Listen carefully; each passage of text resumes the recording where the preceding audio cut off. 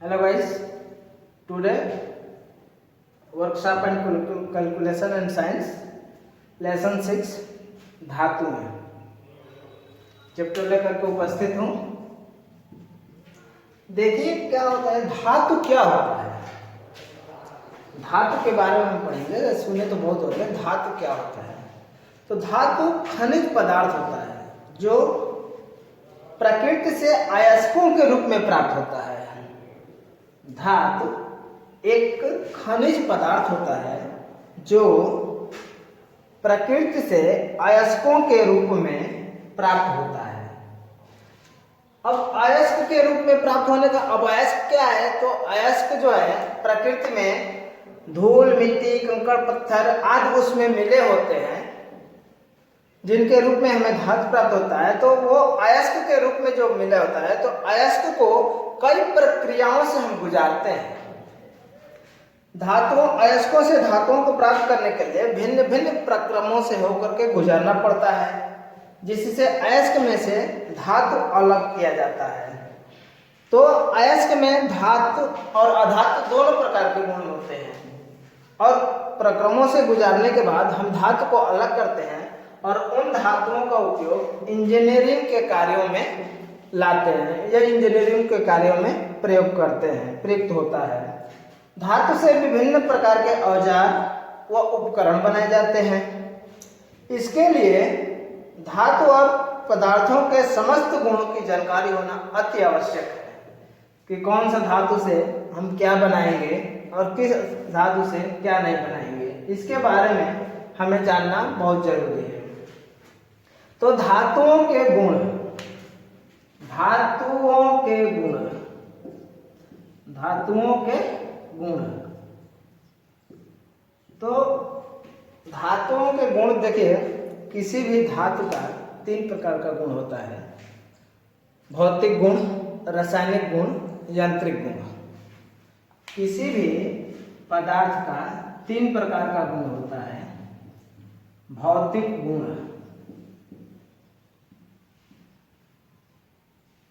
भौतिक गुण, सेकेंड है यांत्रिक गुण,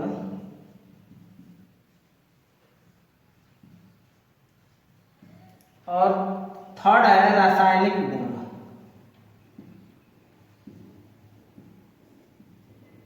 रासायनिक गुण। तो ये धातुओं के मुख्य रूप से 3 प्रकार के गुण होते हैं: भौतिक गुण, यांत्रिक गुण, रासायनिक गुण।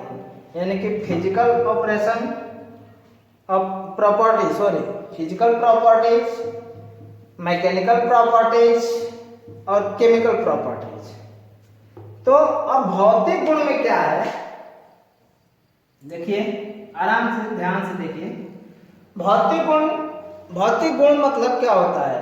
तो प्रत्येक धातुओं के भौतिक गुण, जैसे उनका रंग हो गया, उनमें भार कितना है, उनकी बनावट कैसी है, उसकी चालकता कितनी है, यानी कि जो बाहर से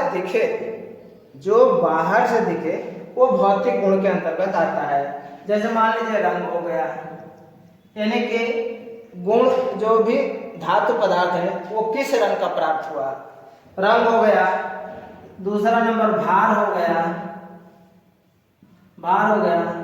तीसरा नंबर है बनावट, चौथा नंबर में है चालकता, कि उसकी चालकता कितना है, फ्रीक्वेंसी कितनी होती है। 5वां नंबर है चुंबकीय गुण। 5वां नंबर क्या है? चुंबकीय गुण, चुंबकीय गुण। और 6ठा नंबर है गलनांक। 6ठा नंबर क्या है? गलनांक। उसका गलन पॉइंट कितना है। तो ये होता है भौतिक गुण। किसी भी पदार्थ के भौतिक गुण के अंतर्गत रंग, भार, बनावट, चालकता, चुंबकीय गुण और गलनांक, ये 6 प्रक्रम आते हैं। इनके बारे में जानना अति आवश्यक है। उसी तरह से यांत्रिक गुण में है सामर्थ्य, प्रत्यास्थता, सुघट्यता या प्लास्टिकता, कठोरता, दृढ़ता, धातु वर्धनता, सिमड़पन या कड़ापन इत्यादि होता है। तो पहले हम ये धातु के रंग के बारे में पढ़ेंगे। धातु के भौतिक गुण को अच्छी तरह से जान लेते हैं कि धातुओं का भौतिक गुण क्या होता है। तो रंग के बारे में क्या है, प्रत्येक धातु का एक अपना अलग रंग होता है। प्रत्येक धातु का एक अपना अलग रंग होता है जिसकी सहायता से धातु को पहचानने में आसानी होती है। जैसे एल्युमिनियम सफेद रंग का नीला रंग लिए हो, सफेद और नीला रंग लिए होता है। तांबा जो है लाल रंग का होता है। जस्ता हल्का सफेद रंग का होता है। सोना पीला रंग का होता है और चांदी सफेद रंग की होती है। तो यह इसका क्या है, रंग है, धातुओं का रंग।